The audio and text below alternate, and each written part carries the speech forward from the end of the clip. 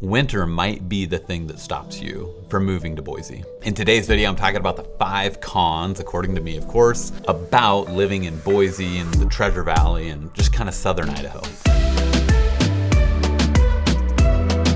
Hey, my name's Craig and I'm a real estate agent here in Boise, Idaho. And if you're curious what it's like to live here, what housing's like, what winter's like, and specifically like in today's video, what are some of the cons of living in Boise like, then this video and channel is for you. Go ahead and like and subscribe if you find any value in it at all. Truly appreciate it. And since you're on this video, you're probably curious what the pros are, and you can watch my pros video right there. And I'm gonna be as honest as I can in these. The whole point of this is to hopefully save you guys some trouble or help you more quickly figure out if Boise is a good fit for you or not. The first one I'm gonna start off with weather, because I think that can be a kicker for some people. To give you a little story on this, I was down in Santa Barbara recently and I was exploring the city on a rad bicycle, which is super fun.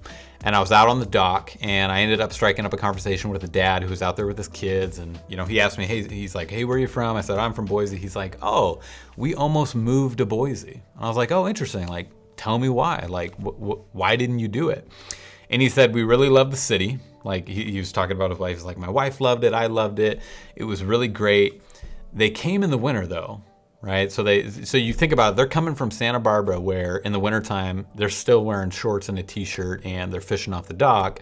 Whereas here in Boise, you're like in a down jacket, you're cold, you're dreaming about summer like me.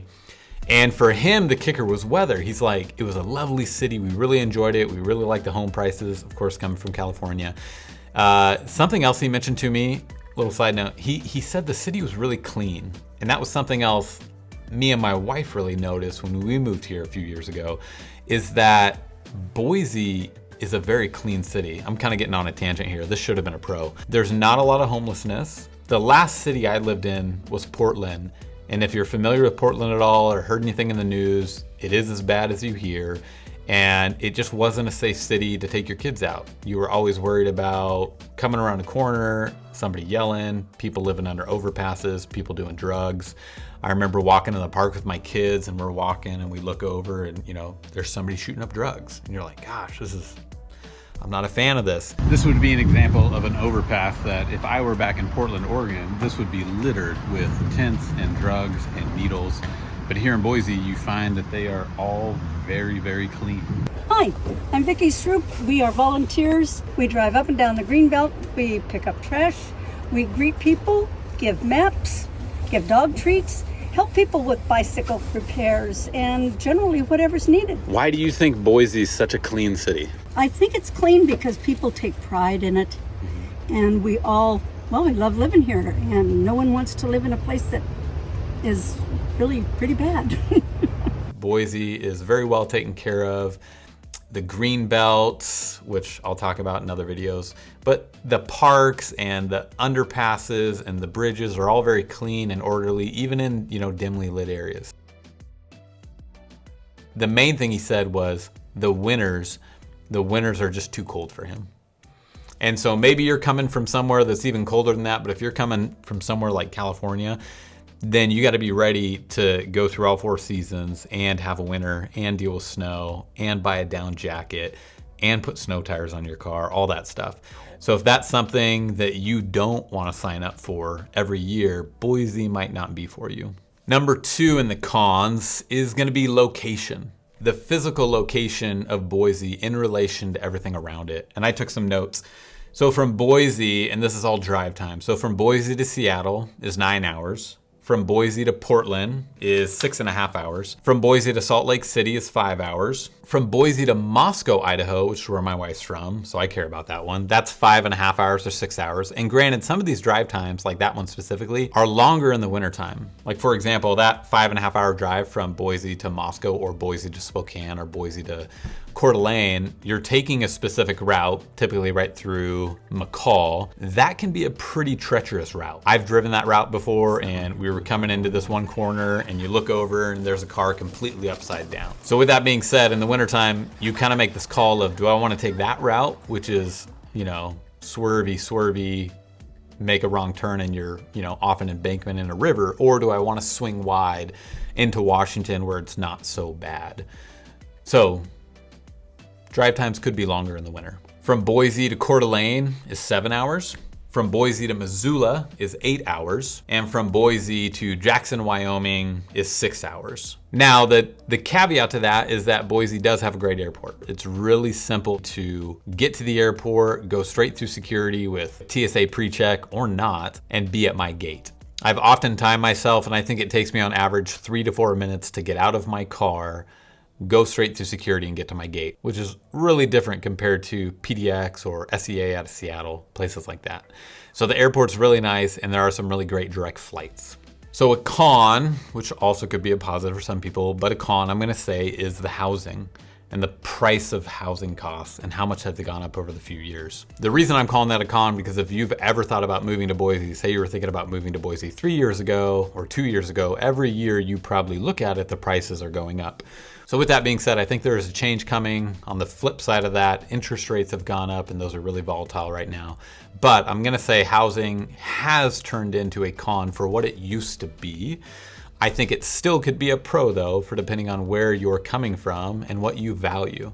Me personally, when me and my family decided to move here, Boise, I often tell people I think if I had to design a city, I would design Boise. And for me, what the quality of life is like on a day-to-day basis is hands down totally worth it for me and my family. So to wrap that up, I'm putting housing in that con section, and I hope that it gets more affordable over the years. But on the flip side of that, anybody who does own a home, I'm really glad that their housing prices have gone up. All right, these last two are a little on the different side. This one is, I'm gonna say number 4 is Goatheads.